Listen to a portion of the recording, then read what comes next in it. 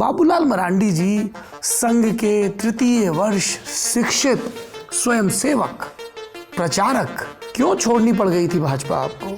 कभी कभी जीवन में ऐसी घटनाएं होती है। ये सामान्य घटना नहीं है सर, एक लंबा पत्रक है सर, जिसमें आप बीजेपी पर इल्ज़ाम लगा रहे हैं कि ये विधायकों की खरीद फरोख्त करते हैं। अमित शाह जांच करें।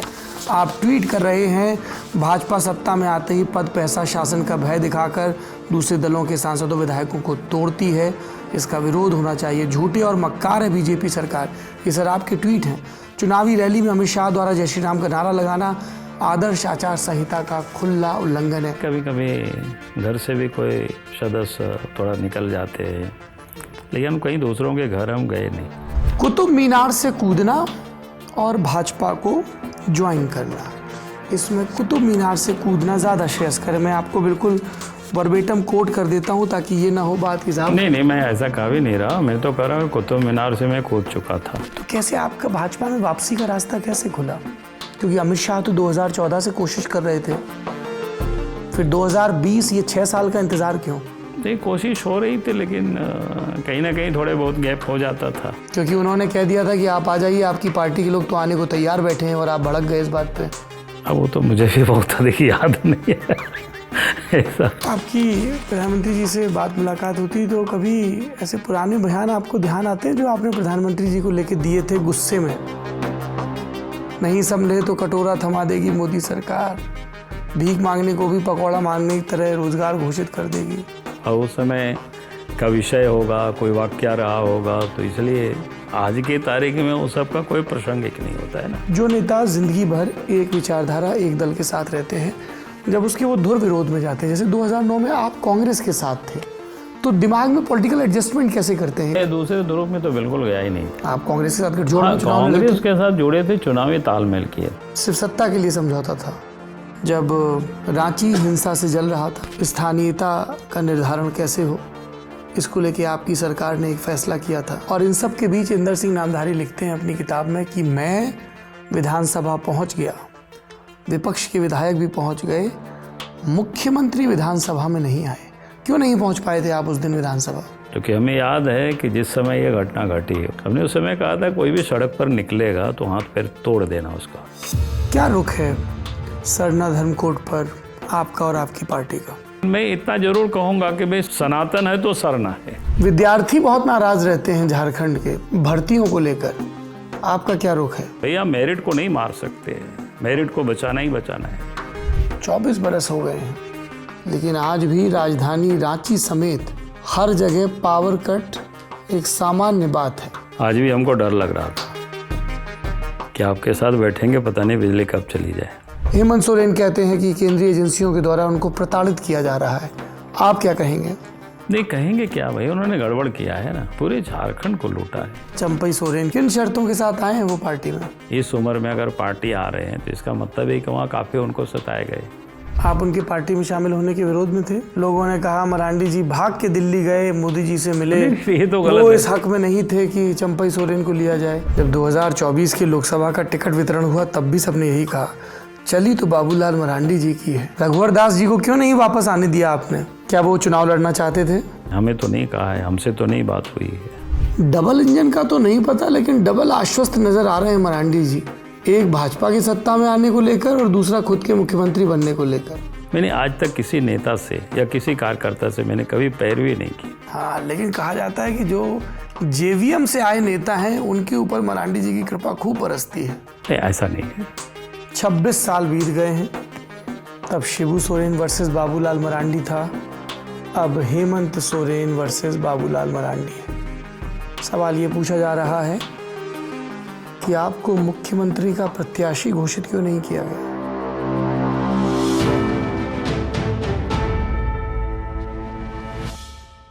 नमस्कार, मेरा नाम सौरभ द्विवेदी है। आप लल्लन टॉप देख रहे हैं। इस कार्यक्रम का नाम जमघट है।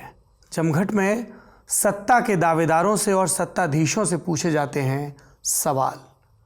एक बार फिर से चुनाव का मौसम।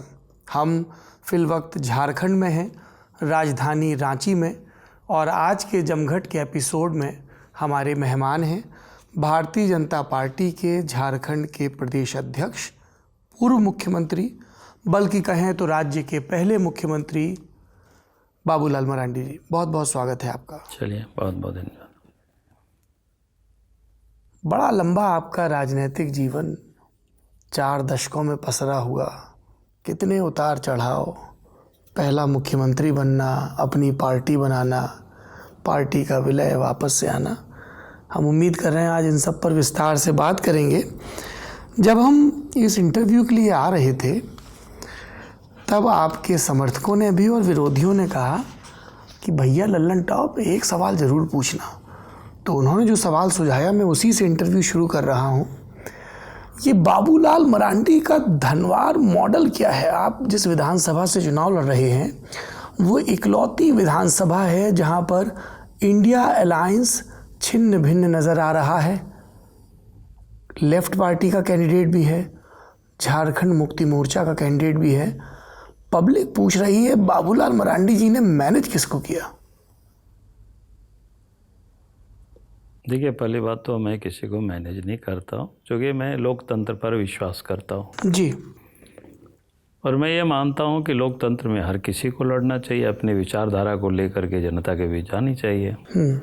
फिर मालिक जनता होती है, वो तय करेगी, जिसको पसंद करेगी, जिनके विचारधारा को पसंद करेगा फिर उनको वोट करेंगे। इसलिए हम किसको क्यों मैनेज करें? हाँ, लोकतंत्र है, लड़ रहा है तो अच्छी बात है, और भी 1-2 पार्टी आती तो और भी बढ़िया होता। मरांडी जी, ये सवाल इसलिए पूछा जा रहा है, झारखंड में 81 विधानसभा सीटें हैं। Jharkhand Mukti Morcha 43, CPI ML 3, RJD 6, Congress 30 सीटों पर चुनाव लड़ रही है।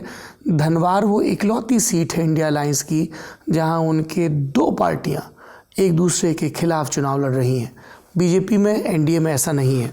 राजकुमार यादव आपके पुराने प्रतिद्वंदी हैं, निज़ामुद्दीन अंसारी भी पुराने प्रतिद्वंदी हैं और दोनों मैदान में हैं।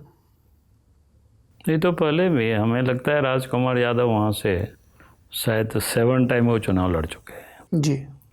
शायद ये 8वां बार चुनाव लड़ रहे हैं, ऐसा कुछ है उनके। हमें भी याद करना बड़ा मुश्किल होता है, लेकिन वहाँ कार्यकर्ता बताते हैं कि नहीं 7वां बार लड़ा है, 8वां बार लड़ रहा है, एक बार वो जीता है। 2014 में उन्होंने आपको हराया था। हाँ, 2000 में हमको नहीं हराया था, बल्कि हम पहली बार चुनाव लड़ रहे थे उस समय, हम वो जीत नहीं पाए। हराए तो तब कहा जा सकता है जब जीते हुए, जैसे इस समय हम चुनाव वहाँ जीते हुए, इस वक्त चुनाव जीत करके वहाँ से हम लड़ रहे हैं। नहीं, पर 2014 में आप दोनों मैदान में थे, आप मैदान में थे, वो हम विनर जीते रहे। नहीं थे, ये मैं कह सकता हूँ। हम दूसरे स्थान पर रह गए थे। जब मैं ये 2014 की टैली देख रहा हूँ सर, तो लिखा है राजकुमार यादव CPI ML और बाबूलाल मरांडी जी के आगे लिखा है JVMP। ये आपकी पार्टी थी, झारखंड विकास मोर्चा प्रजातांत्रिक। हाँ, ठीक है, यही नाम था सर? हाँ, यही नाम था। बाबूलाल मरांडी जी संघ के 3य वर्ष शिक्षित स्वयंसेवक, प्रचारक, संगठन में काम किया, संघ में काम किया। क्यों छोड़नी पड़ गई थी भाजपा आपको? कभी कभी जीवन में ऐसी घटनाएं होती है। ये सामान्य घटना नहीं है सर। नहीं, सामान्य भी होती है। कभी कभी घर से भी कोई सदस्य थोड़ा निकल जाते हैं, लेकिन हम कहीं दूसरों के घर हम गए नहीं। हमने कोशिश किया अपने घर बनाने का। आप दूसरों के घर में नहीं गए, लेकिन दूसरों के घरों के साथ गठजोड़ खूब किया, खूब तारीफें की, सोनिया गांधी की, राहुल गांधी की, नहीं, मैं कह रहा हूं विशोम गुरु की, और खूब बुराइयां की भाजपा की। एक लंबा पत्रक है सर जिसमें आप बीजेपी पर इल्ज़ाम लगा रहे हैं कि ये विधायकों की खरीद फरोख्त करते हैं, अमित शाह जांच करें। आप ट्वीट कर रहे हैं भाजपा सत्ता में आते ही पद, पैसा, शासन का भय दिखाकर दूसरे दलों के सांसदों विधायकों को तोड़ती है, इसका विरोध होना चाहिए, झूठे और मक्कार है बीजेपी सरकार। ये सर आपके ट्वीट हैं। चुनावी रैली में अमित शाह द्वारा जय श्री राम का नारा लगाना आदर्श आचार संहिता का खुला उल्लंघन है। एक लंबा पूरा दस्तावेज दिया जा सकता है, आपको ही पता है क्योंकि आपने तो बोला ही है। नहीं, मैं कहूँगा कि जिस वक्त मैं बोल रहा था उस समय हम अपने दल बनाए हुए थे, उस समय बोल रहे थे। और कभी कभी जैसा मैंने कहा कि घर से भी अगर कुछ अनबन हो जाता है, परिवार के सदस्य भी निकलते हैं, तो घर में भी देखते होंगे भाई भाई में भी झगड़ा होता है, तो कभी भला बुरा एक दूसरे को कहते हैं। लेकिन इसके बाद भी भाई भाई होता है, पिता पुत्र ही होते हैं, संबंध कहाँ जाता है। जब आपने ये बयान दिया इंडिया टुडे मैगजीन से 2013 में इंटरव्यू देते हुए, कुतुब मीनार से कूदना और भाजपा को ज्वाइन करना, इसमें कुतुब मीनार से कूदना ज़्यादा श्रेयस्कर है। मैं आपको बिल्कुल वर्बेटम कोट कर देता हूँ ताकि ये ना हो बात की साहब। नहीं, मैं ऐसा कहा भी नहीं रहा। मैं तो कह रहा हूँ कुतुब मीनार से मैं कूद चुका था जी। बीजेपी ने मुझे बचा लिया, नहीं तो हाथ पैर मेरा टूट जाता। शायद आप और हम दोनों की मुलाकातें नहीं होती इस रूप में। मतलब उन्होंने आपको पॉलिटिकली एक दोबारा जीवन दिया है।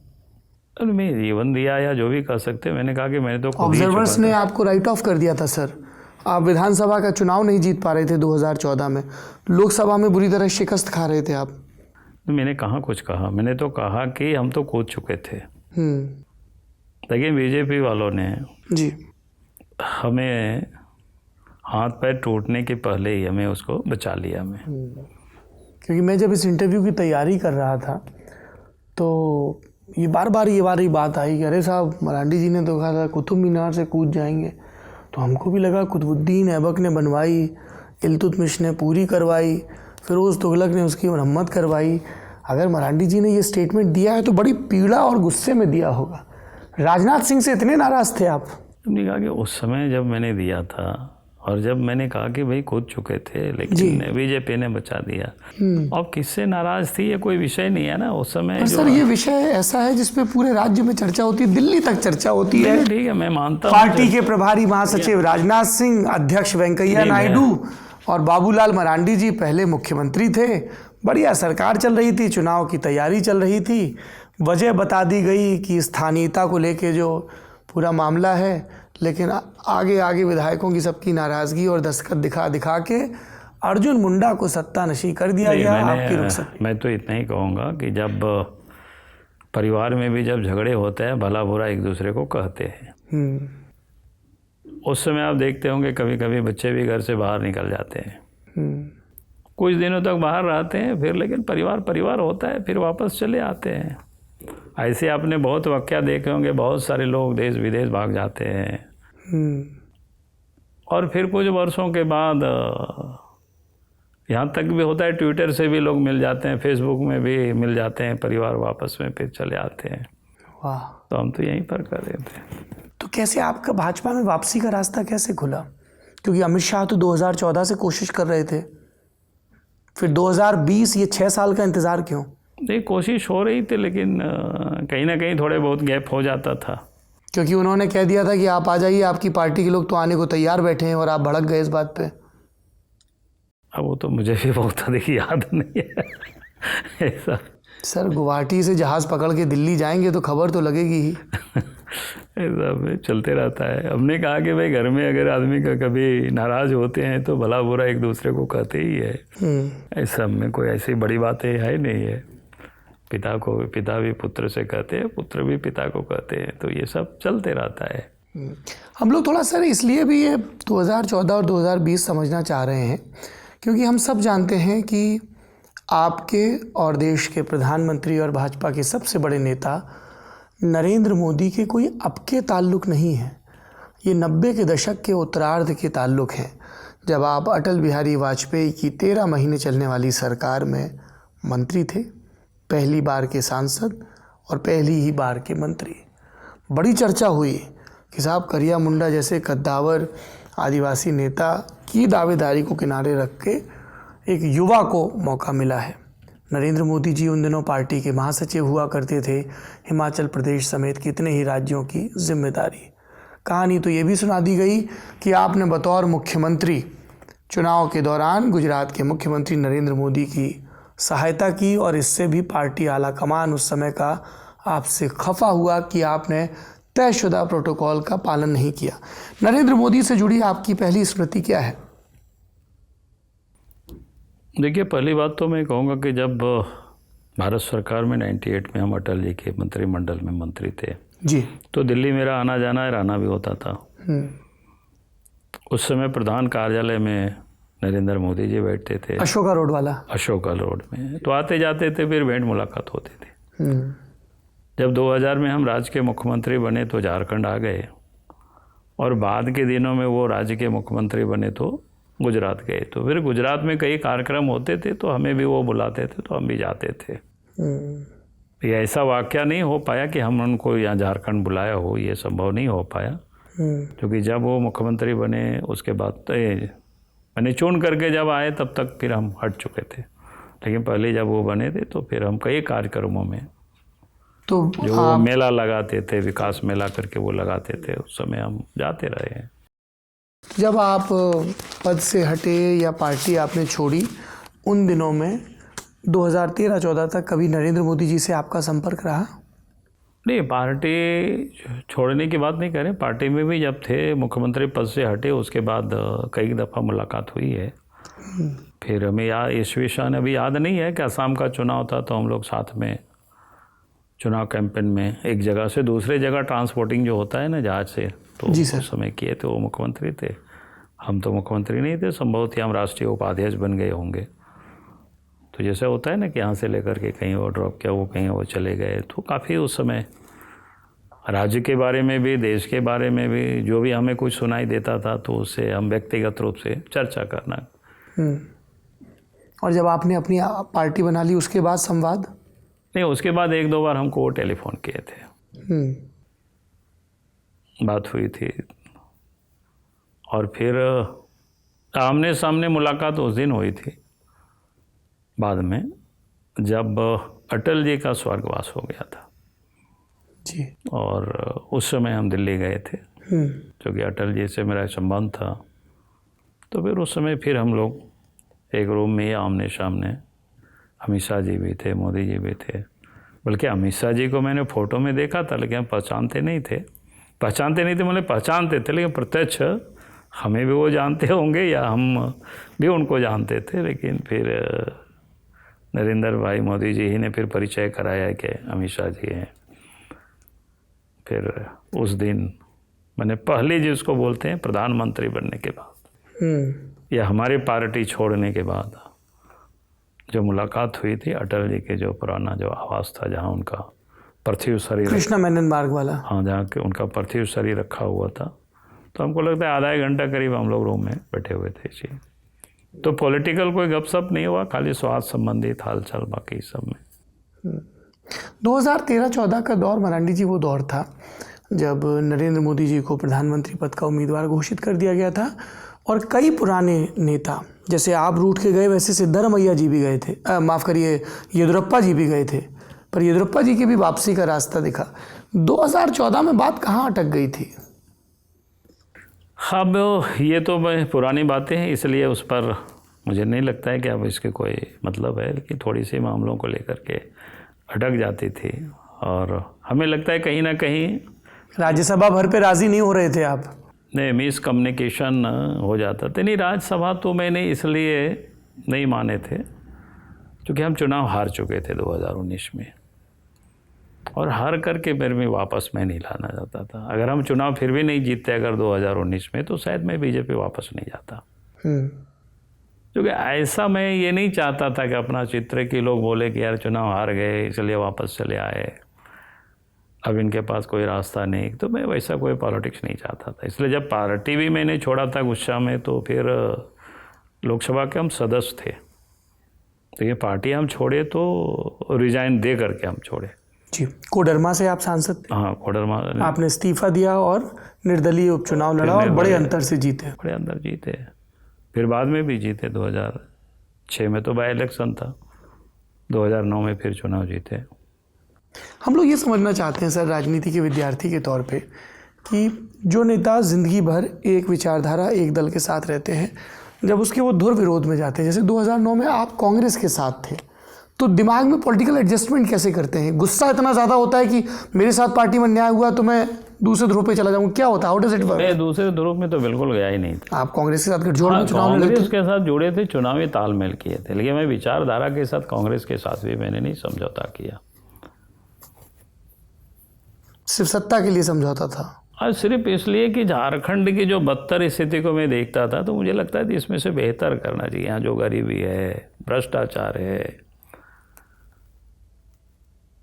जो भ्रष्ट अफसरों के हाथों में सत्ता को मैं देखता था तो दर्द होता था, तकलीफ होता था। और इसलिए उस समय भी देखेंगे कांग्रेस पार्टी ने भी फिर हमें मुख्यमंत्री नहीं बनाया, जबकि उस समय बना सकते थे, क्योंकि हमारे पास भी 11 सीटें थे, कांग्रेस का भाई 18 था, आशू के बाद भी सीटें थी, लेकिन बहुत दिनों तक विधानसभा को सस्पेंड रखा और बाद में फिर जेएमएम और बीजेपी की सरकार बनी। तो कहने का अर्थ क्या होता है कि भाई हमने अपने उसूलों के साथ कभी समझौता नहीं किया। ठीक है, पार्टी में हमने चुनाव के लिए लड़े मिल करके, ये सब विषय है, क्षणिक है, लेकिन अपने विचारों के साथ। कई एक बार ऑफर भी आया कई दलों से जी, क्या मिला लीजिए हमारे साथ। हम बोले यार ये तो नहीं हो सकता, अगर हमको वापस जिस दिन भी आना होगा तो बीजेपी ही जाएंगे। एक झारखंड के नेता हैं, आप उस दौर की बात कर रहे हैं, इंदर सिंह नामधारी उनका नाम है। विधानसभा के अध्यक्ष रहे जब आप मुख्यमंत्री थे, सांसद भी रहे बाद में, हाल के दिनों में उनकी आत्मकथा भी आई।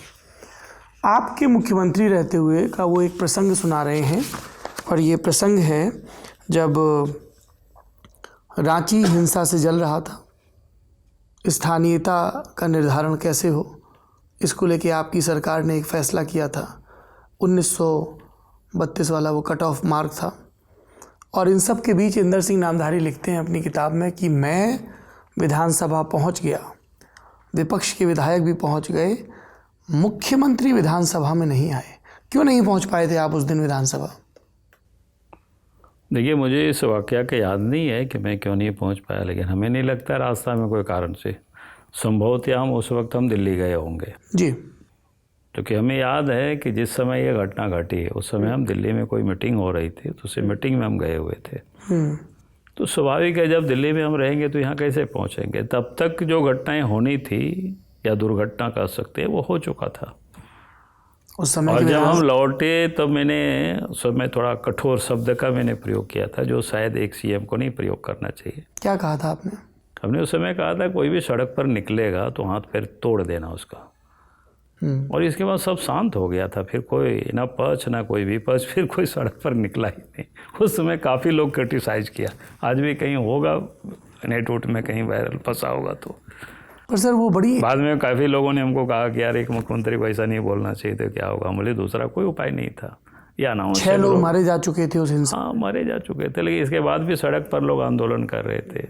सर थोड़ा सा आप दर्शकों को बता पाएंगे ये जो 1932 का जो मामला है, क्योंकि अभी हेमंत सोरेन सरकार ने भी ये फैसला किया कि स्थानीयता कैसे तय हो, सर्विस सेटलमेंट, ये है क्या मसला? देखिए, पहली बात तो मैं कहूँगा कि ये कहीं ना कहीं गलतफहमी हुई। और जो मैंने कहा कि दुर्घटनाएं होती है तो उसको हम और आप नहीं रोक सकते, और शायद ये मेरे कपार पर ही लिखना था, तो वो हमारे सर पर ही आया विषय। क्योंकि झारखंड राज्य जब बना तो यहाँ नियुक्ति का मामला था कि भाई कई एक विभागों में पद रिक्त पड़े हुए थे जी। फिर लगा कि नहीं नियुक्त करना है, तो नियुक्त करना है तो भाई किनको करना है, स्थानीयता की क्या नीति होगी। तो फिर हम सब लोगों ने देखना शुरू किया कि भाई बिहार में क्या चल रहा था। तो बिहार सरकार ने एक सर्कुलर जारी किया था 1982 में जी। और उस सर्कुलर में उन्होंने साफ साफ कहा था कि भाई पिछले सर्वे राइट्स ऑफ रिकॉर्ड्स में जिनके पूर्वज का नाम दर्ज है उनको स्थानीय माना जाएगा। उन्होंने 1932 कहीं उल्लेख नहीं है। और उसके बाद फिर ये हुआ कि भाई प्रायोरिटी फिर कैसे तय की जाएगी, तो फिर हम लोगों ने उसमें खोजना शुरू किया। तो 1986 में बिहार सरकार ने ही दूसरे सर्कुलर निकाला था जिसमें उन्होंने कहा था कि अगर 2 व्यक्ति, एक आउटर साइड स्टेट का और ए स्टेट का, दोनों की अगर सेम योग्यता हो, यानी वो भी 50 लाया ये भी 50 लाया है जी, तो फिर जो 50 जो इनर साइड के हैं उनको प्रायोरिटी दी जाएगी। तब हमने जिस दिन घोषणा करे तो उससे पूर्व सर्वदलीय हमने मीटिंग बुलाया, हॉल पार्टी के लीडर उस समय के जो थे उपस्थित थे जी। और सबों के सामने मैंने इस विषय को रखा कि भाई आप स्थानीयता की क्या परिभाषा हो, क्योंकि झारखंड के बच्चों को अवसर मिले। तब सबों ने कहा कि बिहार का क्या है, तो मैंने बिहार का पूरी सर्कुलर रखा। तो लोगों ने कहा कि नहीं, इसी को सरकार को एडॉप्ट करना चाहिए। हमने इसी को ही एडॉप्ट किया। गलती क्या हुई, सिपाही की नियुक्ति हो रही थी किसी एक केंद्र में जो बाहर वालों के आवेदन को नहीं लिया, वो चले गए हाई कोर्ट। उनको नहीं मैंने लेना चाहिए था, जो कि उसमें कहीं कोई बंदिश नहीं था। हाई कोर्ट लोग चले गए, हाई कोर्ट निर्णय हो गया, लेकिन पहले से आप जानते हैं सत्ता में विरोधी रहते हैं। भैया बाबूलाल मांडी सत्ता में कैसे आ गई या बीजेपी कैसे सत्ता में आ गई, तो चलो 42 साल का नेता मुख्यमंत्री बन गया। कई एक चीज़ें हो सकता है, तो फिर लोग पीछे पड़ गए। आज भी अगर उस सर्कुलर को देखेंगे, कुछ भी शब्द उसमें से परिवर्तन नहीं हुआ। हमने बजबता विज्ञापन भी अखबारों में निकाला, और मैं कहूँगा कि आप बिहार से भी वो सर्कुलर को निकाल सकते हैं। वो तो कोई ओपन डॉक्यूमेंट्स है, कोई चोरी छिपे तो है नहीं। उसमें खाली जहाँ बिहार लिखा हुआ तो वहाँ पर झारखंड बदले, जहाँ पटना था वहाँ पर रांची किए, और पिन कोड रांची का डाले। बस 3 शब्द के छोड़ करके चौथा कोई शब्द का परिवर्तन ही नहीं हुआ है। लेकिन हो गया हंगामा। और उस समय जो स्थानीय नीति जो बनाए थे, वो समय पंडित जगन्नाथ मिश्र मुख्यमंत्री हुआ करते थे बिहार में, जब बिहार एक साथ था।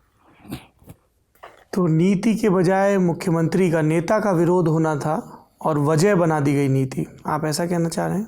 यही बात है। मंत्रिमंडल के आपके सहयोगियों ने भी विरोध किया था, सहयोगी दलों के नेताओं नहीं, ने? सहयोगी इन्होंने उस समय कोई विरोध नहीं किया जी।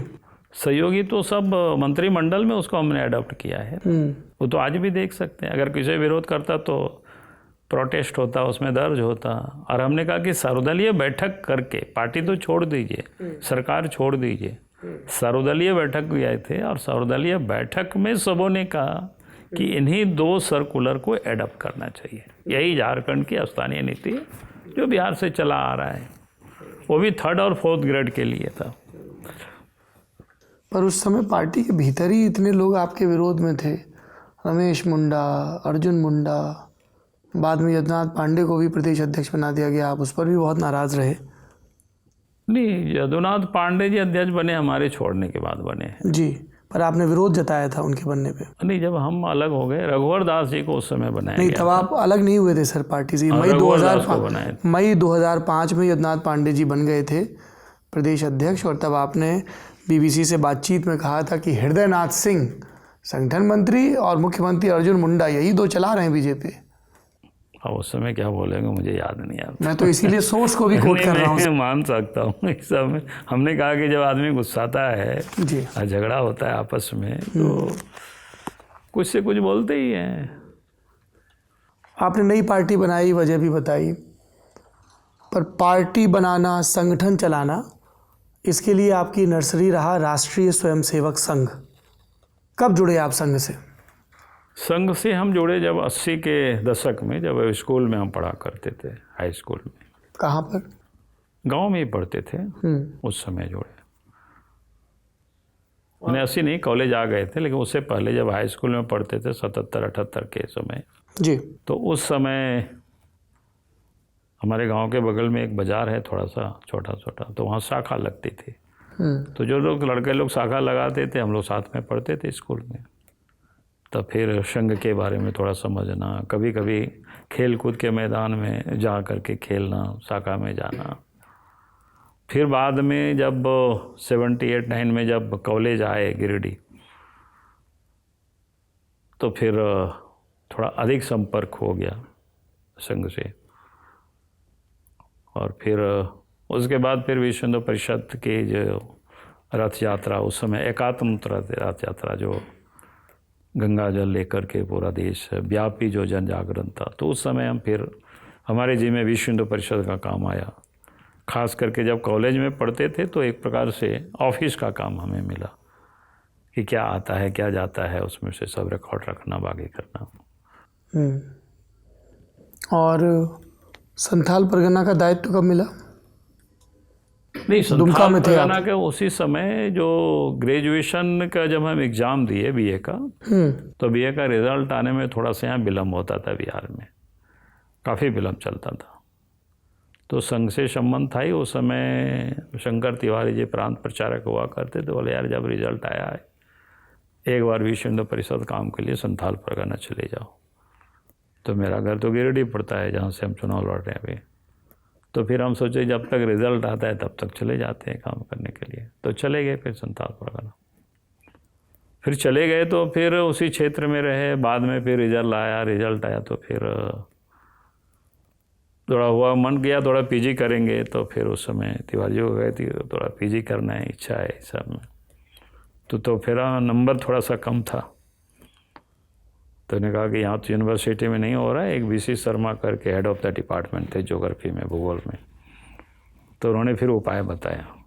तो हमने कहा कि देखिए सब उपाय तो हम नहीं ले सकते। बोला कि नहीं यहाँ एडमिशन हो जाएगा, लेकिन एक उपाय है। तो बोले करना क्या है? तो बोला एक सर्टिफिकेट विकलांग का बनाना पड़ेगा। हम बोले हाथ पैर से मजबूत है, कैसे करेंगे शर्मा जी? तो फिर बोला कि नहीं विकलांग तो कान से भी होते हैं। बोले ये तो नहीं करेंगे। बोले सब जानते हैं भाई, मजाक हो जाएगा भविष्य में, अच्छा नहीं लगेगा। तब फिर बोला कि नहीं तो नया खुला है पीजी सिमडेगा में, तो वहाँ एडमिशन ले लो। तो फिर वहाँ किया, लेकिन पूरा नहीं कर पाए पढ़ाई। तब तक क्या हो गया, राम मंदिर आंदोलन का काफ़ी तीव्र पकड़ लिया। राम जानकी रात, एकात्म रथ यात्रा, तो फिर क्लास वलास कहाँ होगा, फिर रोज सुबह शाम यही यात्रा शुरू हो गया।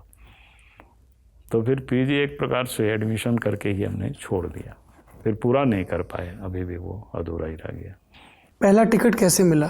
दुमका, शिबू सोरेन? नहीं, 90 में जब पार्टी की संभवतः या प्लानिंग हुई होगी, मुझे पता नहीं। तो फिर लोगों ने कहा कि नहीं आप पॉलिटिकल पार्टी में काम करना चाहिए आपको।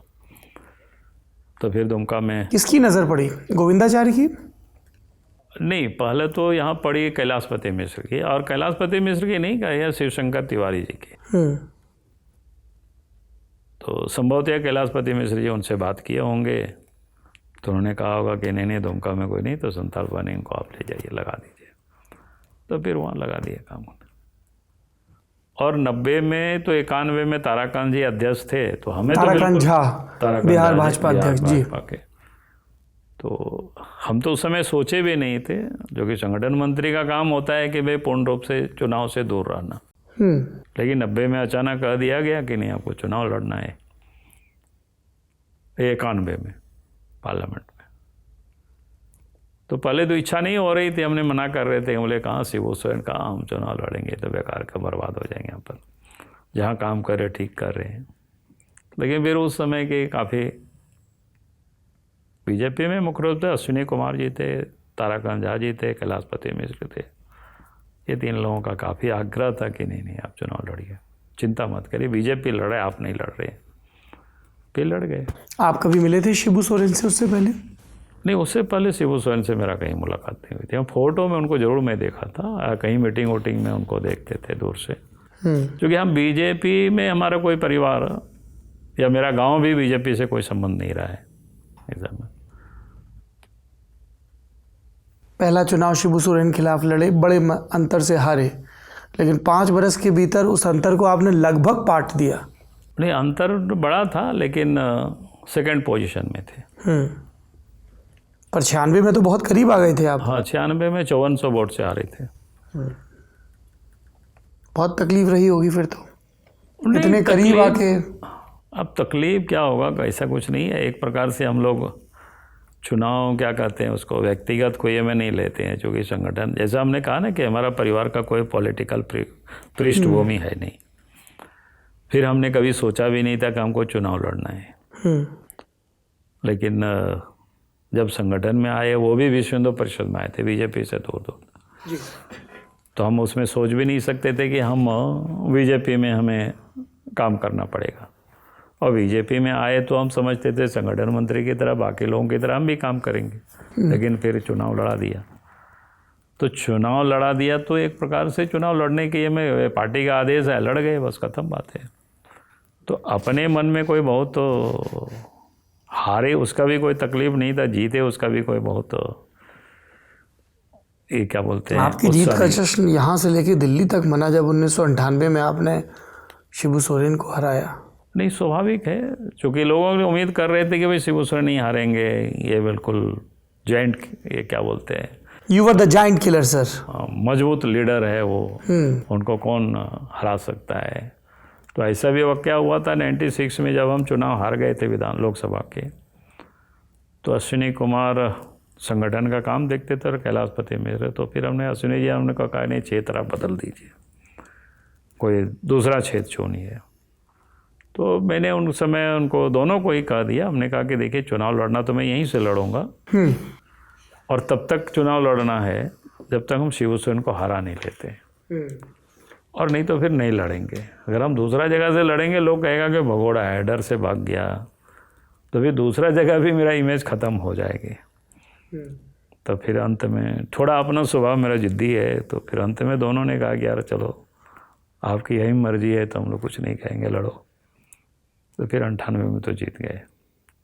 26 साल बीत गए हैं, तब शिबू सोरेन वर्सेस बाबूलाल मरांडी था, अब हेमंत सोरेन वर्सेस बाबूलाल मरांडी है। सवाल ये पूछा जा रहा है कि आपको मुख्यमंत्री का प्रत्याशी घोषित क्यों नहीं किया गया? देखिए, मैं इसको वर्सेस नहीं मानता हूँ जी। देखिए, मैंने बार बार लोगों से कहा करता है कि यार लोकतंत्र है, राजतंत्र है नहीं। राजतंत्र में होता है कि राजा एक दूसरे को तलवार लेकर के आमने सामने जो युद्ध के मैदान में लोग लड़ते थे, यहाँ तो जनता तय करती है, मालिक वो होते हैं। हम तो क्या है कि अपने विचारधारा को लेकर के, कार्यक्रमों को लेकर के जनता के बीच जाते हैं। इसलिए मैं यहाँ ना उनके पिताजी को कभी अपना कंपटीटर माना, ना हेमंत सोरेन को मानता हूँ। भाई राजनीति है, हम अपने कार्यक्रमों को लेके जाते हैं, अपने विचारधारा को ले जाता है।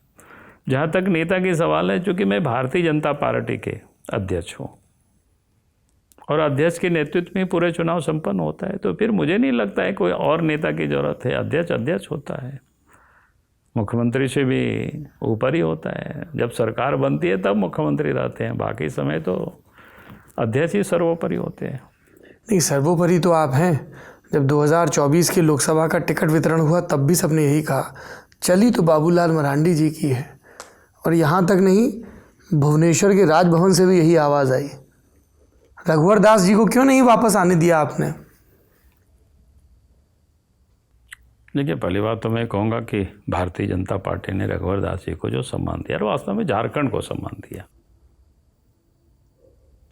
रिटायर करके राजभवन में बिठा दिया? नहीं, ऐसा नहीं, उसको कोई रिटायर आप नहीं कर सकते। क्या वो चुनाव लड़ना चाहते थे? अब ये तो पता नहीं, हमें तो नहीं कहा है, हमसे तो नहीं बात हुई है। अगर केंद्र के नेताओं से उनकी बात हुई होगी तो मैं नहीं कह सकता हूँ। इसीलिए उनकी सीट पर उनके परिवारजनों को एडजस्ट कर दिया गया? नहीं, उसको सरयू राय जी को कहा गया आप वापस अपनी परंपरागत सीट पर चले जाइए? नहीं, इसको मैं उस रूप में नहीं मानता हूँ, क्योंकि मैंने भी खुद सजेशन दिया था कि अगर उनके परिवार से कोई चुनाव लड़ते हैं तो बेहतर रहेगा। बस वो ना लड़ें, आपको कॉम्पिटिटर नहीं चाहिए? नहीं, मैं कंप्यूटर किसी को, डेमोक्रेसी में कंप्यूटर कौन होंगे भाई? पार्टी के भीतर दावेदार तो होते ही हैं नेताजी। देखिए, ये तो स्वाभाविक है जी। अब मैं कहूँगा कि पार्टी में कोई दावेदार नहीं होंगे या नहीं है, ऐसा भी मैं नहीं मानता। होंगे, कई लोग इच्छा रखते होंगे, इसमें क्या दिक्कत है? कोई गलत भी नहीं है, होना भी चाहिए। ये बात और है कि जो कई लोग इच्छा रखते हैं उनमें से कुछ लोकसभा का चुनाव ही हार गए, जैसे अर्जुन मुंडा जी। देखिए, हार और जीत तो होते रहता है। अब चुनाव के मैदान में जाएंगे, कुछ एक लोग सौभाग्यशाली होते हैं जो कभी चुनाव नहीं हारते। कुछ तो क्षेत्र के ऊपर डिपेंड करता है, क्षेत्र किस प्रकार की है। इसलिए ये कहना कि कोई व्यक्ति चुनाव हार गया, तो क्या वजह रही लोकसभा चुनाव में आदिवासियों के लिए सुरक्षित, एसटी के लिए सुरक्षित सभी सीटों पर भाजपा की हार की झारखंड में? देखिए, कई एक वजह रहे हैं, इसलिए कोई एक वजह होता तो बताइए आसान सर, होता। 2-3 वजह बता दीजिए। जैसे मैं कहता हूँ कि बहुत दिनों से जो हमारा जो सोशल एक्टिविस्ट उन क्षेत्रों में लोग काम करते हैं, जो ट्राइबल क्षेत्रों में, जो एंटी बीजेपी है। जैसे मणिपुर की घटना कब हुई, क्या हुई, कितना दूर में हुआ, लेकिन इसको भी लोगों ने केस करने की कोशिश की। ट्राइबल के क्षेत्र में कहा कि देखो वहाँ ट्राइबलों के कैसे। आप कह रहे हैं कि ईसाई मिशनरीज आपके खिलाफ काम कर रही थी? मैं वही कह रहा हूँ ना, ईसाई मिशनरी में हमने कह रहा हूँ कि मिशनरियों के बारे में मेरा नहीं कहना है। मेरा कहना है कि सोशल एक्टिविस्ट इस प्रकार के होते हैं जो एंटी बीजेपी काम करते हैं, बीजेपी के विरोध में ही काम करते हैं। Communist, leftist? हाँ, कम्युनिस्ट भी उसमें सब जुड़ा हुआ है। कई प्रकार के लोग हैं, कोई एक संगठन मिशनरीज भी, लेफ्टिस्ट भी। हाँ, कई एक प्रकार के जो संगठन है। काम तो वनवासी कल्याण आश्रम भी कर रहा है इस प्रोपेगेंडा को तोड़ने के लिए, आपके शब्दों में नहीं करता है, लेकिन कभी कभी ये सफल होते हैं, कभी वो सफल होते हैं, तो चलते रहता है। लेकिन पिछले बार जैसे मैंने कहा कि हमें ये चुनाव के बाद समझ में आया, और चुनाव के बाद भी समझ में तब आया कि जब दुमका में एक मतदान केंद्र में कार्यकर्ता काम करता था, तो उन्होंने हमको कहा था कि इतना हुआ था, चुनाव संपन्न हुआ, जब परिणाम आया तो हमने उनसे पूछा कि क्या हुआ। एकदम गांव के सुदूर गांव के लड़का है, ट्राइबल लड़का था। फिर उन्होंने बताया कि हमने लगा इतना पीछे क्यों रह गए थोड़ा सा। तो उन्होंने कहा कि नहीं ये लोगों ने वोट नहीं किया। हमने क्यों नहीं किया वोट? तब उन्होंने बताया कि नहीं, वो लोग, जैसे हमने कहा कि ट्राइबल के बीच में कहते हैं, तो कहते हैं कि मणिपुर में देखो ट्राइबल के साथ ऐसा जुल्म हो रहा है। वही व्यक्ति अगर क्रिश्चियन के चर्चों में जाते हैं, वहाँ लोगों को बताते हैं, उन लोगों का छोटे छोटे गोष्ठी करते हैं, तो उन लोगों को बताते देखो वहाँ क्रिश्चियनों के साथ ये हो रहा है। यानी दोनों जगह अलग अलग। तो लोगों को कुछ ना कुछ, गांव में पढ़े लिखे उतना नहीं है, कुछ मोबाइल या कुछ ये सब दिखाते हैं, क्योंकि उनके पास एक्टिविस्ट इस प्रकार काफ़ी है। तो बाद में हमें समझ में आया हम लोगों को। एक तो जैसे मैंने कहा कि ये बातें हुई जी। दूसरी, जैसे जम्मू कश्मीर में 370 धारा समाप्त हुआ, तो देश के लिए तो अच्छा था, झारखंड के लिए भी अच्छा, कोई प्रॉब्लम नहीं। लेकिन क्या किया उन्होंने, गांव में जा कर के जो इस प्रकार के एक्टिविस्ट, अरे अभी तो वहाँ देखो 370 समाप्त किया, दोबारा मोदी जी आ जाएंगे तो यहाँ भी समाप्त कर देगा CNTR-SP एक्ट। लेकिन ये तब तक जब वो प्रचार करते हैं, जब तक काफ़ी कुछ आगे निकल जाता है तब पता चलता है, तब फिर उसको काटना थोड़ा मुश्किल हो जाता है। फिर संविधान बदलना, रिजर्वेशन ख़त्म करना, ये सब तो कॉमन था पूरा देशव्यापी। तो झारखंड में जम्मू कश्मीर का भी, मणिपुर का भी, इसका भी उन्होंने उपयोग किया। थर्ड, जो इस क्षेत्र में राहुल गांधी आए तो उन्होंने कहा कि भाई यहाँ खास करके यहाँ के जो ट्राइबल है झारखंड के, सरना कोड की मांग को लेकर के आंदोलन करते, तो उन्होंने भाषण दे दिया कि भाई हमारी सरकार बनेगी, सरना कोड हम देंगे। 60 साल तो उन्होंने दिया नहीं। जो उनको पता है कि हमें सरकार में आना नहीं है तो देना नहीं है, तो बोलने में क्या दिक्कत है। तो फिर लोगों को लगने लगा कि शायद ये करे। तो कई एक जो इस प्रकार के जो विषय है वो आया, तो फिर छोटे छोटे जो कारण होते हैं, तो फिर उनके पक्ष में चला गया, जो हम लोगों को नुकसान पहुंचा। क्या रुख है सरना धर्म कोड पर आपका और आपकी पार्टी का? नहीं, हमारी पार्टी का साफ है कि हम लोगों ने कोई उसके विरोध तो हम लोगों ने कभी किया भी नहीं है। बल्कि हम लोग ये मानते ही नहीं, बल्कि हम लोगों ने कहा कि सरना से जितने भी जुड़े हुए धार्मिक स्थल है या आदिवासियों के जो आस्था का जितने भी केंद्र है, उसको हम विकसित करेंगे। और ये बीजेपी ही कर सकती है, दूसरा नहीं कर सकते। गणना में अलग होगा कोड? नहीं, गणना में वो लिख सकते हैं जैसा होता है, अन्य कलम तो रहता ही है, बाकी सारे लोग लिखते हैं। पहले भी था, तो पहले भी 40 लाख लोगों ने, 50 लाख करीब लोगों ने लिखा है अपने आप को सरना। नहीं, अन्य लिखना और सरकार के द्वारा, जैसे हिंदुओं के लिए कोड नंबर 1 है, नहीं वो तो जब मुस्लिमों होगा के तब लिए, होगा, ईसाई के लिए देश में कोई आपका क्या सोचना है इसमें? नहीं, हमारा सोचना ही नहीं है भाई, कोई एक मामला तो है नहीं। ये मांग और आज से नहीं चल रहा है जी, विगत कई एक वर्षों से चल रहा है मामला। कांग्रेस के ज़माने में कई एक प्रश्न उत्तर हुआ है पार्लियामेंट में, उसकी जवाब भी होगा, आप उसको देख सकते हैं। लेकिन मैं इतना जरूर कहूँगा कि भाई सरना है तो सनातन है तो सरना है, और सरना है तो सनातन, ये दोनों की एक दूसरे का अनुनाश्रय संबंध है। थोड़ा इसको विस्तार समझाएंगे, क्योंकि इसको लेके भी बड़ा विवाद किया आपके अपोनेंट्स ने। विस्तार से मैं यही समझा रहा हूँ कि अगर सनातन है तो सरना भी है। हिंदू धर्म के अम्ब्रेला के नीचे ही सब चीज़ें हैं। हाँ, जिस दिन ये सनातन समाप्त हो जाएगी तो फिर सरना वगैरह कहीं भी नहीं रहेगा। सनातन आपने देखा होगा कहीं किसी का कोई नाम भी नहीं बदलता है जी। अब राम को मानो, हनुमान जी को मानो, कोई दिक्कत नहीं है, नहीं मानो मारंग गुरु को मानो, कोई दिक्कत नहीं है। अब धर्मेश को मानो या सरना माँ की पूजा करो, कोई दिक्कत नहीं है। लेकिन अगर आप कोई दूसरे धर्म को अपनाते हैं, मजहब को अपनाते हैं, मान लो क्रिश्चियन ही अपनाते हैं, मुसलमान ही बनते हैं, तो सबसे पहले तो अपने पुरखों को बदलना पड़ता है। आप देखे होंगे नाम आपको बदलना पड़ता है। तो इसलिए मैंने कहा कि सनातन है तो सरना है, जिस दिन या सरना है तो सनातन भी है।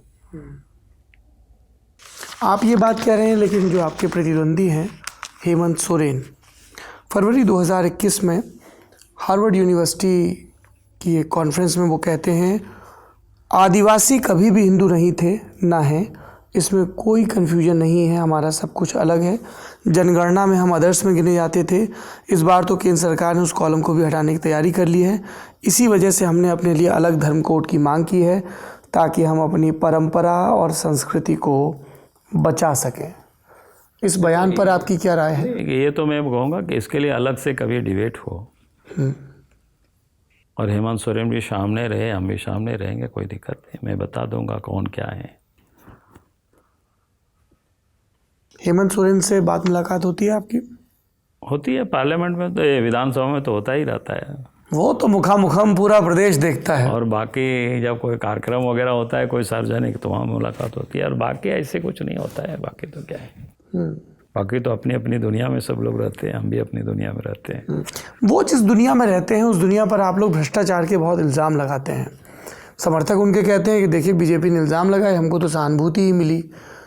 हेमंत सोरेन कहते हैं कि केंद्रीय एजेंसियों के द्वारा उनको प्रताड़ित किया जा रहा है। आप क्या कहेंगे? नहीं कहेंगे क्या भाई, उन्होंने गड़बड़ किया है ना। पूरे 5 साल में पूरे झारखंड को लूटा है और लुटवाया भी है, चाहे बालू हो, चाहे पत्थर हो, चाहे कोयला हो। हमें लगता है जितनी करप्शन इन 5 वर्षों में हुआ है शायद ही झारखंड देश के कोई राज्यों में हुआ होगा। सरकारी दफ्तर जहां आम लोगों की ज़रूरतें पड़ती है, ब्लॉक थाना हो, अंचल हो, बिना पैसे से कोई काम नहीं होता है। आम लोग परेशान हैं, इसको इनकार नहीं कर सकता है। अब फिर उनके मंत्रिमंडल के एक सदस्य, उनके सचिव के नौकर के घर से 30-32 करोड़ रुपया मिलता है। क्या बता रहा है ये सब? हम सब लोग बड़े, हमने कहा कि मतलब जो ईमानदारी से काम कर रहे हैं वो क्या करें फिर? पेज 1 पे बड़े बड़े वो नोटों के गड्ढे। वही तो मैं कह रहा हूँ ना। इसके बाद भी ये कह रहे हैं कि हमारे ऊपर इल्ज़ाम है। आज भी ईडी ने दर्जनों ऐसे अफसरों के बारे में जो करप्ट है लिख करके दिया है कि भाई इनके ऊपर कार्रवाई करिए। कुछ भी नहीं किया, FIR भी नहीं किया। ईडी वाले शायद हाई कोर्ट गए हैं, जब हम अखबार में देख रहे थे जी। भाई उन लोगों को बचा रहे हैं ये। और इसके बाद क्या सबूत हो चाहिए? भैया आप जांच करते, बोलते यहाँ ये गड़बड़ी नहीं हुई है। अब तो जांच करने को ही तैयार नहीं है। बिना जांच के आप सब कह रहे हैं कि सब ठीक है। हमने तो कहीं उनको पत्र लिखा है कि भाई ये गड़बड़ी हो रही है, इसको ठीक करो। साहेबगंज में पानी की जहाज की दुर्घटना होने से 1 साल पहले हमने उनको पत्र लिखा था, मुख्यमंत्री जी को। हमने कहा कि यहाँ इलीगल पत्थर की खदान की खुदाई हो रही है जी, इलीगल ढुलाई हो रही है, अब इस पर कार्रवाई करिए, कभी भी दुर्घटना हो सकती है। 1 साल के बाद दुर्घटना हुआ। अभी जांच चल रहा है, CBI जांच चल रहा है मामला। अब इसके बाद ये बोलेंगे कि भाई ED है, CBI है। भाई आपको हम पत्र लिखे, आप कार्रवाई करते, तो फिर बाकी ऊपर की एजेंसी को आने की जरूरत क्यों पड़ती है? लेकिन आप तो कुछ कर नहीं रहे, आप तो उन लोगों को बचा रहे हैं। एक विधायक CP सिंह जो रांची से चुनाव लड़ रहे हैं, विधानसभा में उस समय एक DC यहाँ छवि रंजन हुआ करते थे, आज पता नहीं जेल से बिल फेल हुआ कि नहीं, पता नहीं। विधानसभा में एक विधायक जो मंत्री भी रहे हैं सरकार में, विधानसभा के अध्यक्ष भी रहे हैं, खड़े होकर के कहते हैं कि वे आर्म्स की लाइसेंस देने में यहाँ के DC 3 लाख रुपया लेते हैं। विधानसभा में बोल रहे हैं और मुख्यमंत्री कोई कार्रवाई नहीं किया। और इसके बाद भी मुख्यमंत्री कहेंगे कि भाई सब कुछ ठीक है, ये लोग हमको बदनाम कर रहे हैं।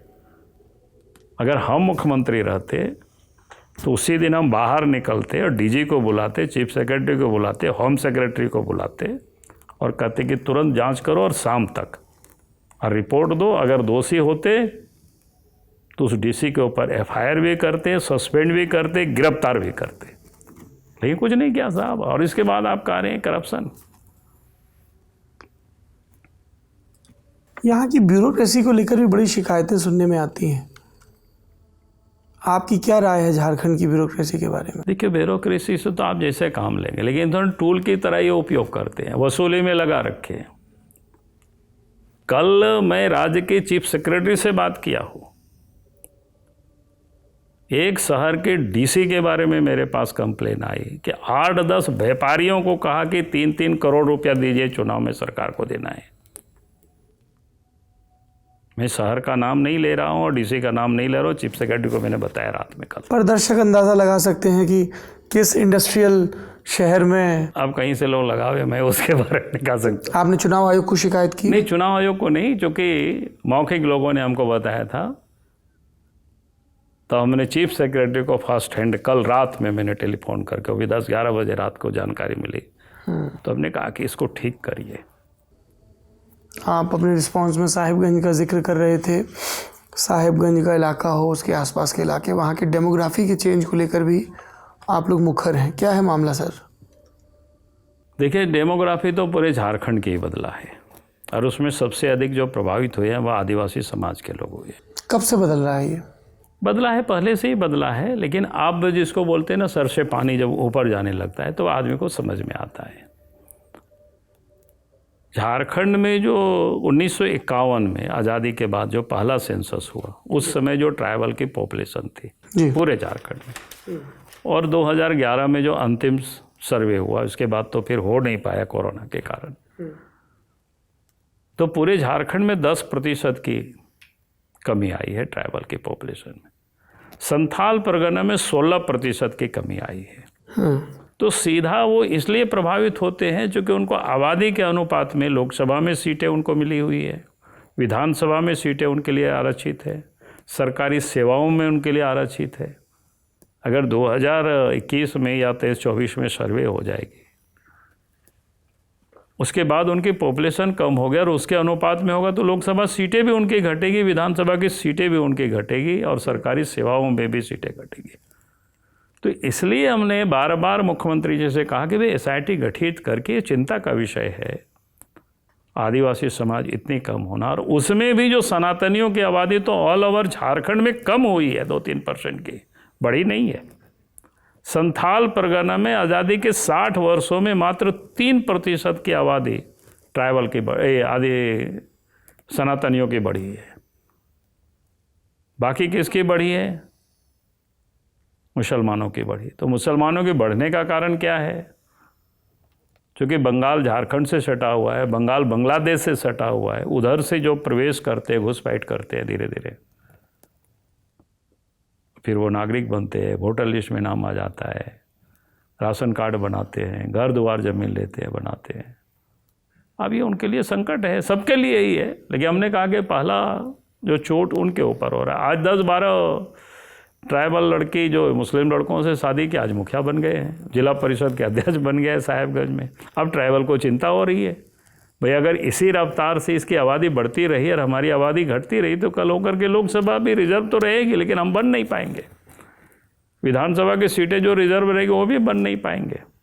यदि भाजपा सत्ता में आती है, बाबूलाल मरांडी जी फिर से मुख्यमंत्री बनते हैं, तो इसको कैसे रोकेंगे? देखिए, भाजपा सत्ता में आएगी तो हमने कहा, बार बार कहा है कि SIT गठित कर दी जाएगी, और इसके बाद फिर एक एक लोगों को पहचाना जाएगा। क्योंकि 1951 का सर, असम में तो पहचान के तरीकों को लेके, प्रोसेस को लेके अब तक चलेगा, लेकिन झारखंड में दिक्कतें नहीं आएगी, हम लोग उसको ढूंढ निकाल लेंगे। ढूंढ निकालेंगे? हाँ। फिर डिपोर्ट कर देंगे?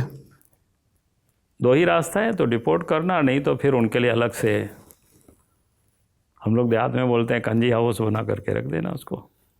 कांजी हाउस देवियों और सज्जनों उस जगह को कहा जाता है जहाँ पर आवारा पशुओं को बंद किया जाता है, वही कांजी हाउस सर? हाँ, वही कहते हैं। विद्यार्थी बहुत नाराज रहते हैं झारखंड के, बल्कि हर राज्य के ही, पर चुनाव यहाँ है तो यहाँ की बात कर लेते हैं। भर्तियों को लेकर आपका क्या रुख है? देखिए, हम लोगों ने 5 संकल्प लिया है, उसमें से एक संकल्प ये भी है। तो एक तो क्या है कि झारखंड में वास्तव में पिछले 5 वर्षों में जितने भी नियुक्ति की जो एग्ज़ाम हुए, परीक्षा हुई, सब में पेपर लीक करीब करीब हुआ, और लड़के सड़क पर प्रोटेस्ट करते रहे। यहाँ तक कि हाई कोर्ट, सुप्रीम कोर्ट तक भी लोग गए जी। तो पहली बात तो हम लोगों ने कहा कि जितना भी शिकायतें हैं उन सारे मामलों की जांच कराई जाएगी। जी। दूसरा हम सब ने कहा कि भाई 2,87,500 ऐसे वैकेंट पोस्ट है झारखंड में, तो उस पर एक चरणबद्ध तरीके से नियुक्तियां होगी। तो 1 वर्षों के अंदर में 1.5 लाख की तो नियुक्ति होगी। 1 वर्ष का मतलब अगला 15 नवंबर जो झारखंड की स्थापना दिवस 2025 की, तब तक 1.5 लाख की बहाली हो जाएगी। और उनकी बहाली के लिए हमने कहा कि भाई कैलेंडर उसके लिए बाज़ाब्ता जारी किया जाएगा। जैसे यूपीएससी में कब एग्ज़ाम होता है, कब रिज़ल्ट आता है, कब अपॉइंटमेंट लेटर मिलता है, तो इसकी बिल्कुल जारी हो जाएगी कैलेंडर, ताकि बच्चों को ये दिक्कत नहीं हो। और ये भी कहेंगे कि जो बच्चे पास करेंगे उनकी कॉपी को डिस्प्ले कर दिया जाएगा, कोई भी व्यक्ति उसको देख सकता है, ताकि ये दुविधा नहीं रहे कि वो गलत तरीके से पास किया, बाकी इस चक्कर में टॉपर सही में टॉपर था। बिल्कुल, और क्या, उसमें क्या करना है भैया। मेरिट को नहीं मार सकते, मेरिट को बचाना ही बचाना है, या करप्शन की बुनियाद को नहीं डाला जा सकता है उस समय। इसके लिए तो कठोर होना ही पड़ेगा। इंटरेस्टिंग, आपने झारखंड के निर्माण की याद दिला दी सर। 24 बरस हो गए हैं, सारे संसाधन यहाँ, जीवाश्म ईंधन यहाँ, लेकिन आज भी राजधानी रांची समेत हर जगह पावर कट एक सामान्य बात है। झारखंड के साथ छत्तीसगढ़ बना, झारखंड के साथ उत्तराखंड बना, विकास के सूचकांकों पर कहीं आगे है।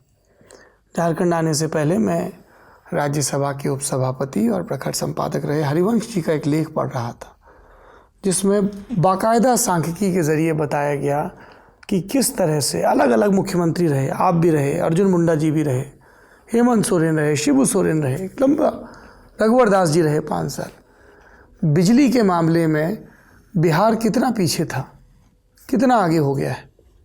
झारखंड क्यों नहीं आगे बढ़ पा रहा है इतना जीवाश्म ईंधन होने के बावजूद? देखिए, पहली बात तो मुझे आज भी हमको डर लग रहा था कि आपके साथ बैठेंगे, पता नहीं बिजली कब चली जाए, क्योंकि मेरे घर में यहाँ पर कोई जनरेटर वगैरह है नहीं, तो एक डर लग रहा था। लेकिन खैर अभी तक गया नहीं है। वास्तव में सबके लिए बड़ा तकलीफ का विषय है। हमारे पास सब कुछ है, और उसका मैं ये मानता हूँ कि सत्ता में बैठ करके जितना उसके बारे में विचार करना चाहिए, शायद उतना विचार नहीं हो पाया। और उसका कई कारण है, लेकिन मैं इतना ज़रूर कहूँगा कि आने वाले कल जब बीजेपी के नेतृत्व में सरकार बनेगी एनडीए की, तो 5 साल रघुवर दास के समय में भी थी। अब जो बीत गई मैं उस पर वर्णन नहीं करना चाहता हूँ, लेकिन मैं कहूँगा ज़रूर कि आपको 1 साल में ही अंतर दिखेगा। अंतर तो ऐसे 100 दिन में ही दिखाई पड़ जाएगा सब, देखिए 1 साल होते होते आपको ये संकट नहीं दिखेगा। डबल इंजन का तो नहीं पता, लेकिन डबल आश्वस्त नज़र आ रहे हैं मरांडी जी, एक भाजपा की सत्ता में आने को लेकर और दूसरा खुद के मुख्यमंत्री बनने को लेकर। देखिए, पहली बात तो मैं कहूँगा कि भाई मैं कभी भी ना एमएलए बनने की, ना एमपी बनने की, ना मंत्री बनने की, ना मुख्यमंत्री बनने की, मैंने आज तक किसी नेता से या किसी कार्यकर्ता से मैंने कभी पैरवी नहीं की। और मैं कभी, मेरे मन में भी ये क्षणिक मात्र भी इच्छा नहीं रहा कि हमें ये बनना है या ये पाना है। लेकिन मैं कार्यकर्ता को श्रेय देता हूँ, प्रदेश के उस समय भी नेताओं को श्रेय देता हूँ, या केंद्र के नेतृत्व को भी। वो लोग पता नहीं कि मुझे क्यों इस योग समझते हैं कि चुनाव भी लड़ा देते हैं, टिकट वितरण में भी खुली छूट देते हैं। नहीं, टिकट वितरण में तो सब लोग मिलकर के ही वितरण करते हैं। हाँ, लेकिन कहा जाता है कि जो जेवीएम से आए नेता हैं उनके ऊपर मरांडी जी की कृपा खूब बरसती है। नहीं, ऐसा नहीं है। अगर ऐसा आप कहे तो अधिकांश लोग तो जो इतना वर्षों से राजनीति कर रहे हैं, तो सबसे किसी न किसी रूप में जुड़ाव रहा लोगों के साथ। जी, आज मेरे दल में भी है, पार्टी बीजेपी में भी है, बीजेपी से बाहर भी लोग काम करते हैं, तो उन लोगों के साथ भी मेरा अच्छा संबंध है व्यक्तिगत रूप से। आज भी वैसे ही मिलते हैं तो लोग सम्मान करते हैं, हम भी उन लोगों को प्यार देते हैं। पर गुस्सा भी तो आता होगा। चुनाव जीत के आप आते हैं, फिर आपके विधायक भाजपा में चले जाते हैं, अब उनमें से ही एक पद के दावेदार भी हो गए हैं। आपको लगता है कि अमर बावरी आपके लिए एक पोटेंशियल थ्रेट है? नहीं, ऐसा नहीं, मुझे कोई गुस्सा नहीं होता है। अच्छा लगता है कि चलो भाई वो छोड़ के चले गए थे आपको भाजपा में? अरे मैं कहा ना कि हम भी तो भाजपा को छोड़ के चले गए थे, तो इसलिए कोई तकलीफ नहीं होता है। कोई नाराजगी नहीं है? नहीं नहीं, कोई हैं? रणधीर सिंह से, अमर बावरी से कोई नाराजगी नहीं। जब मैं खुद ही जब एक बार गुस्सा आए और मैं खुद भी छोड़ दिया पार्टी बीजेपी, तो हम दूसरों के ऊपर कैसे हम गुस्सा कर सकते हैं बताइए? कोई कारण नहीं बनता है। तो हम समझते हैं कि हमसे कुछ नाराजगी होगा, कुछ हमें खामियां होगी, कुछ कमियां रही होगी। क्या खामियां लगती हैं आपको बाबूलाल अब मरांडी मैं जी वो में? तो नहीं बता सकता हूँ। हो सकता है लोगों को लगा होगा कि हमने उतना प्यार नहीं दिया, या दूसरे तरफ अधिक प्यार मिल गया तो चला गया, तो इसमें क्या करना है उसमें अपने को कोई बहुत तकलीफ नहीं मानना चाहिए। आज आप उसे अधिक प्यार कह रहे हैं, तब आप इल्ज़ाम लगा रहे थे अधिक पैसा मिल गया, चिट्ठी लिख लिख के। हमने कहा कि भाई, हमने कहा कि जब क्षणिक कुछ भी आता है तो आदमी, लोग ये कहेंगे कि अच्छा ये तो गुस्से में बोल देते हैं, अब ये अपनी बात पे भी नहीं टिक रहे, तो वो आपकी बात पे भरोसा कैसे करें? मैंने कहा कि कभी कभी तो गुस्सा तो आता ही ना उस समय, लेकिन वो गुस्सा कोई अस्थाई नहीं होता है ना। स्थाई क्या है? अस्थाई तो जो अपने विचारधारा है, जिसको लेकर के हम बीजेपी में जुड़े, संघ में जुड़े। और अब यही विचारधारा चंपई सोरेन की भी है। किन शर्तों के साथ आए हैं वो पार्टी में? देखिए, कोई शर्त नहीं है, क्योंकि अब जो व्यक्ति को इतना इस उम्र में अगर पार्टी आ रहे हैं तो इसका मतलब है कि वहाँ काफ़ी उनको सताए गए, काफ़ी उनको अपमानित किया गया, काफ़ी उनके दिल में दर्द हुआ होगा। नहीं तो चंपई सोरेन हो या फिर लोबिन हेम्ब्रम हो, भाई उम्र के उस पड़ाव में अगर बीजेपी छोड़ करके बीजेपी आते हैं तो सोचने वाली बात है। आप उनकी पार्टी में शामिल होने के विरोध में थे? नहीं, कहाँ को विरोध करेंगे। लोगों ने कहा मरांडी जी भाग के दिल्ली गए, मोदी जी से मिले, ये तो गलत वो है। इस हक में नहीं थे कि चंपई सोरेन को लिया जाए। नहीं, मैं कह रहा हूँ कि ये तो बिल्कुल गलत बात है। चंपई सोरेन के प्रकरण तो बहुत पहले ही समाप्त हो चुका था। हम लोगों ने प्रदेश स्तर पर प्रभारी बाकी लोगों से बात हो चुकी थी कि भाई, हिमंता बिश्व शर्मा काफ़ी इच्छुक थे कि वो आ जाएं। नहीं, स्वाभाविक है, कोई भी प्रभारी होते हैं, सब प्रभारी हैं, तो हर कोई चाहता है कि पार्टी कैसे मजबूत हो, इसके प्रयास करते हैं। तो ये सब मामला तो पहले दिल्ली तो मेरा जाना, जो कि देश के प्रधानमंत्री बनने के बाद तीसरे टर्म हम जा नहीं पाए थे, मिल नहीं पाए थे। तुरंत पार्लियामेंट का हो गया, विदेश यात्रा में चले गए, तो हम समय उनसे ले नहीं पाए थे। तो हमने इसलिए समय लिया था कि एक बार चुनाव के पूर्व उनसे मिल करके थोड़ी सी झारखंड के बारे में चर्चा करें। ब्रीफ दे दूं बॉस को? हाँ, तो स्वाभाविक है भाई ऐसे में। क्या कहा प्रधानमंत्री जी ने आपसे? नहीं, सारी बातों को सुना और उन्होंने भी कुछ हमको सुझाव दिए, ये काम करना चाहिए और चक्कर में, बाकी और क्या है। बस आप ये मिलके चले आते हैं, पार्टी के भीतर बाकी दावेदारों का हौसला पस्त हो जाता है कि मरांडी जी की तो सबसे ऊपर तक पहुंच है, अब हमारा चांस नहीं है। देखिए, इतना बताइए कि प्रदेश अध्यक्ष हैं, देश के प्रधानमंत्री हैं, कोई भी रहता प्रदेश अध्यक्ष तो वो भी मिलते हैं, और हम तो ऐसे भी बहुत कम मिलते हैं। जब कोई बहुत ज़रूरी काम होता है तभी मिलते हैं, या बहुत ज़रूरी काम हुआ तभी टेलीफोन से भी बात करते हैं। नहीं तो इन जनरल मैं जानता हूँ कि भाई काम तो स्टेट में होता है, काम और विभाग के मंत्रियों से होता है, फिर प्रधानमंत्री से कोई बहुत अधिक काम तो नहीं रहता है। क्योंकि राजनीतिक जीवन में लंबे समय होने के कारण मंत्री लोग भी सब जानते हैं, अगर कहीं कुछ काम रहा तो उन लोगों से टेलीफोन कर दिए। जा कर के तो मैं कभी जाता भी नहीं हूँ जल्दी। उन्हें बिना काम के दिल्ली जाना मुश्किल थोड़ा लगता है, समय नहीं मिल पाता है घर में। आप दिल्ली और मोदी जी का जिक्र कर रहे हैं, थोड़ी देर पहले अटल बिहारी वाजपेयी जी की अंतिम यात्रा का जिक्र हो रहा था। उसके बाद जब वापस गए तब प्रधानमंत्री से क्या बात हुई? जब पार्टी का विलय होने की बात शुरू हुई तो कुछ तो कहा होगा ना उन्होंने? आपके वजह से नेता प्रतिपक्ष नहीं नियुक्त किया गया, इंतज़ार किया गया, फिर आपको प्रदेश अध्यक्ष भी बना दिया गया। आला कमान की प्रायोरिटी क्लियर थी, पर बातचीत क्या हुई थी? देखिए, उस समय तो इतना ही बातचीत हुई, बाकी तो और सारी चीज़ें गपशप हुई पुरानी बातों को, बाकी वो सब बात बताने की भी नहीं है, चूँकि हम दोनों की बातें हैं। तो उन्होंने इतना ही कहा कि काम करो, बाकी की चिंता हम कर लेंगे। नहीं, बाकी चिंता हम कर लेंगे। ये अरे वो अभिभावक हैं, पॉलिटिकली अभिभावक है, तो बाकी चिंता क्या करते? काम करने की बात बोले तो ये मेरे लिए पर्याप्त था कि भाई काम करना, ईमानदारी से काम करना, प्रामाणिकता से काम करना। जब इस तरह से आपकी प्रधानमंत्री जी से बात मुलाकात होती तो कभी ऐसे पुराने बयान आपको ध्यान आते हैं जो आपने प्रधानमंत्री जी को लेके दिए थे गुस्से में?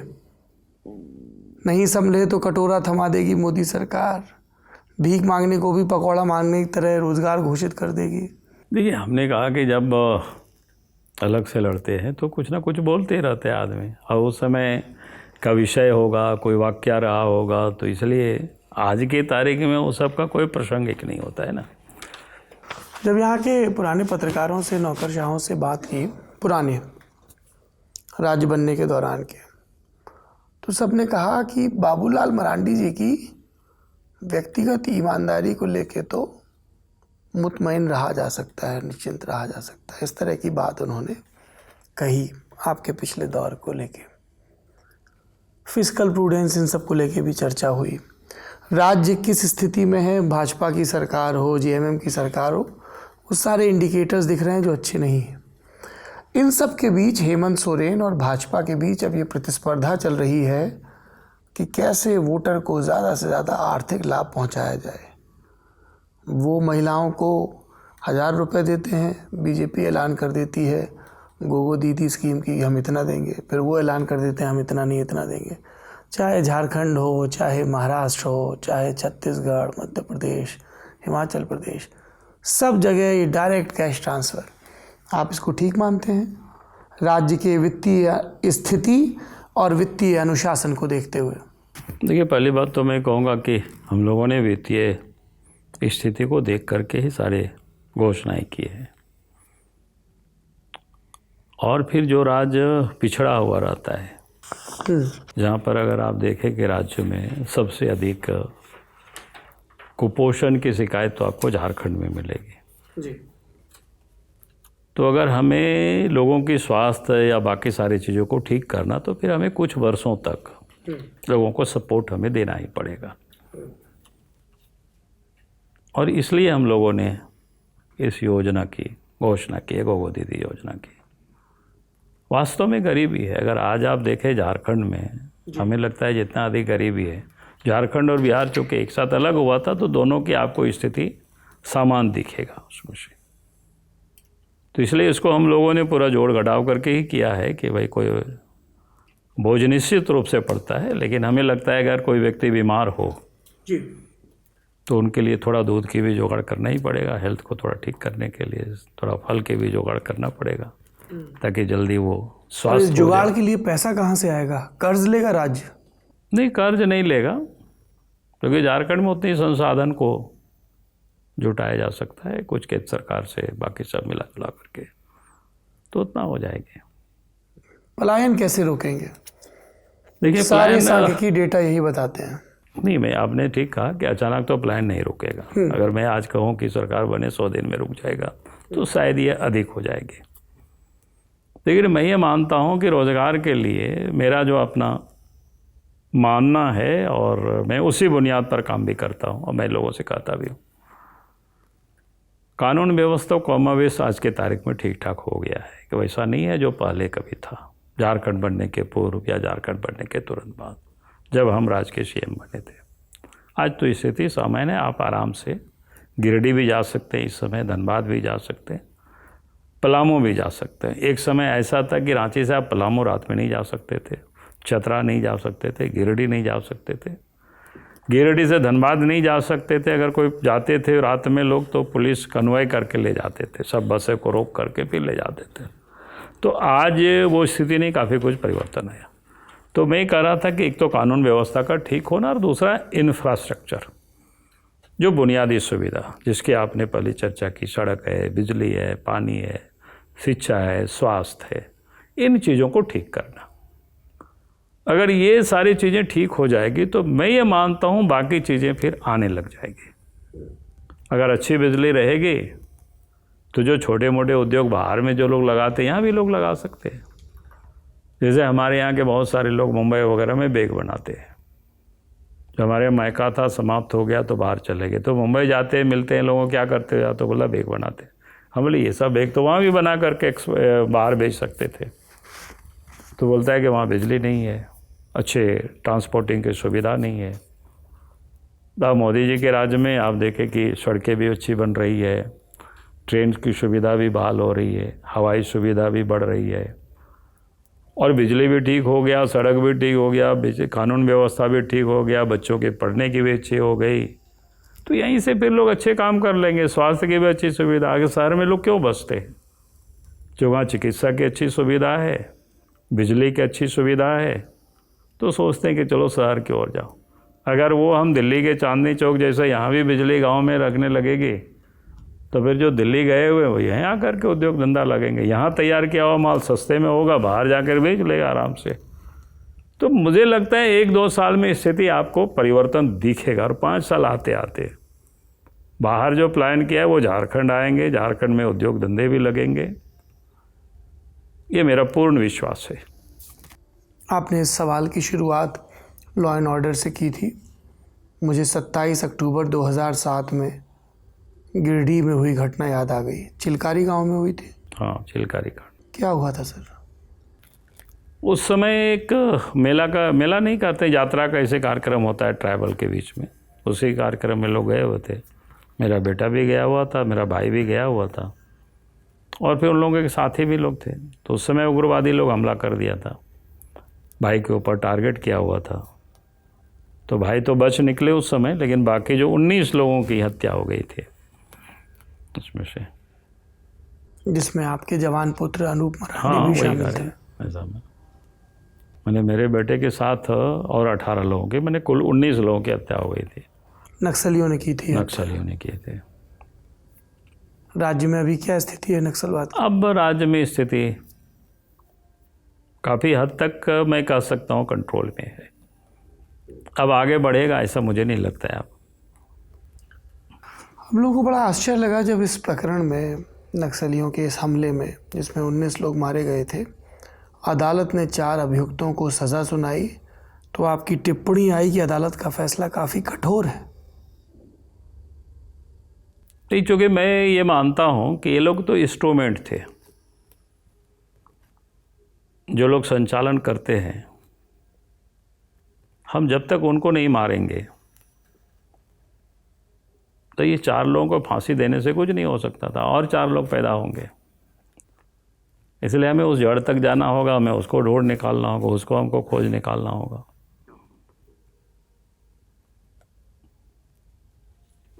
और जो कि हम सब जानते हैं कि वो सारे लोग कहाँ रहते हैं, कौन रहते हैं,